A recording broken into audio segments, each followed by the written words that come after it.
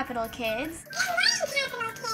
Today's news on Capital Kids News is talking about life lessons. We have a guest speaker here today with us, Mr. Batman. Let's take a look at what he has to say about how to sneeze properly. Yes, Batman. Nice to have you on the show. How do you prevent a horrific, disgusting sneeze attack?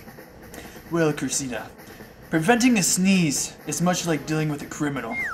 You have to be decisive, you have to be quick and swift with your actions. You have to raise your arm like such, go around your mouth, and prepare for the attack. That is how you... And that, kids, is how you sneeze properly. Well, there you have it, kids. Life lessons from Batman on how to sneeze properly.